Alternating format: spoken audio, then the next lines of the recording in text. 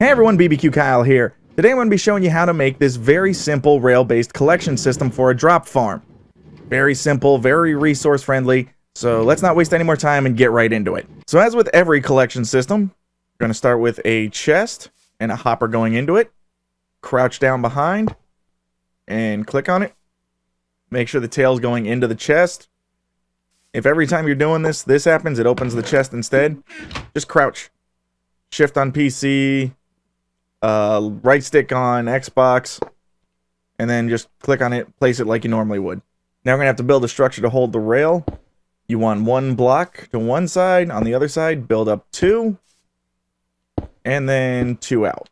Alright, now back behind the hopper, go back 2 blocks, build up 1, 2, and then 1 towards the hopper. And then on the side here, 1, 2, 3, 1, 2 to connect to this block.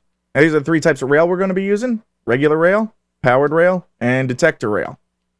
We're going to start here with a regular rail, a powered rail, which if you can't get this to place, crouch down, you can click on the hopper or just click on this block.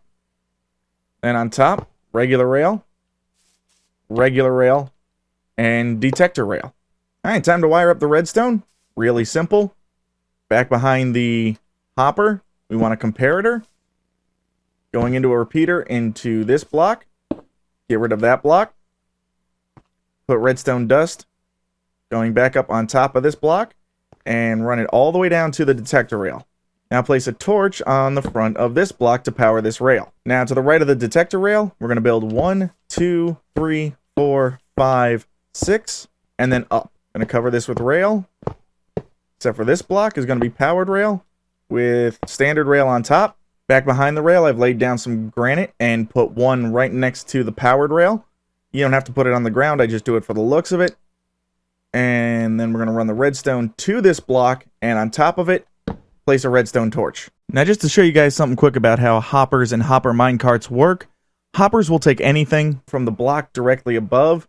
So if I drop this piece of zombie flesh on the slab, it ends up in the hopper. But it won't take it from 2 blocks above. So if I drop it on here, it just sits on top. But with the hopper minecart, if I drop it 1 above, it will end up in the minecart. So a hopper will take from on top of a slab, but not a full block. But a hopper minecart will take from on top of a full block, making it a lot more practical than just a standard hopper floor. So what I've done here is added this little collection area where the cart just kind of goes back and forth underneath a surface that'll be placed on top of here. I'll do that just to show how it works. And all you got to do is make sure it's got enough power. I put a power rail right here that feeds off of this torch because there's really no reason not to. But if you want to, you can put another torch out here just to make sure this one's always powered. The cart will come down here, hit this powered rail, make sure it gets all the way through, hits this power rail, and comes back and through to the collection area. So over here, I've done this 2 different ways. This should show you 2 different options on how you can power a rail. You can either have a redstone signal going into it, a torch next to it, or underneath it, you can place a redstone block, which will also power the rail. So underneath here is a 5x5 rail area where the hopper cart will be collecting drops from a 5x5 area on top. Now, if this 3x3 area is your killing floor or wherever mobs are going to be dying and leaving their drops, you want to make sure you build 1 extra block of rail around the outside of that just to make sure you get any of the drops that'll fall out here. So now what I'm going to do is send a hopper on its way. I'm going to place it here, give it a push in the right direction, and you'll see it'll go through, it'll collect, come through, it'll stop there, and this comparator and repeater will send a signal to turn off this torch if there's anything being dropped into this hopper. As soon as nothing's being dropped anymore into this hopper, it'll turn on this torch again and send the cart on its way.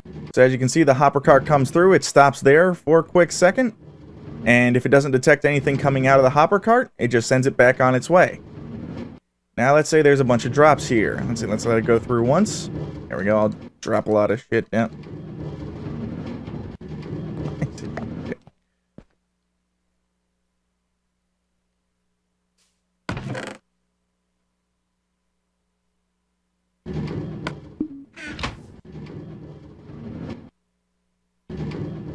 So as you can see, the hopper cart goes through the collection area and then stops there for a second as soon as this circuit realizes that there's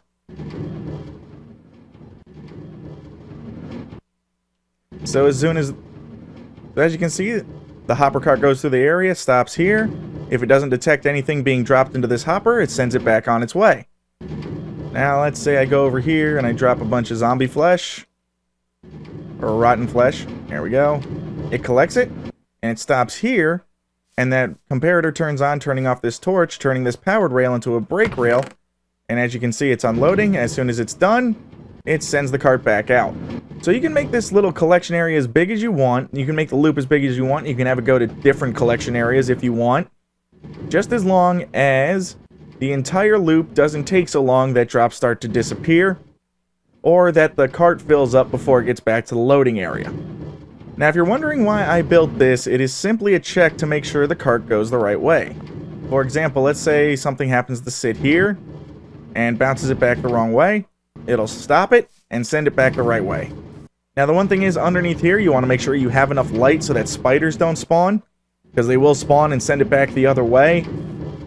And it'll still collect, but it won't go through the entire collection area. So I've had this thing running now in a creative world that I use to test designs and all that, and it hasn't stopped once. The minecart has never stopped.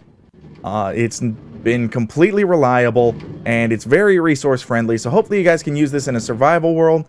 And in my next video, we will be making a farm that utilizes this exact layout. So hopefully you guys will stick around and watch that.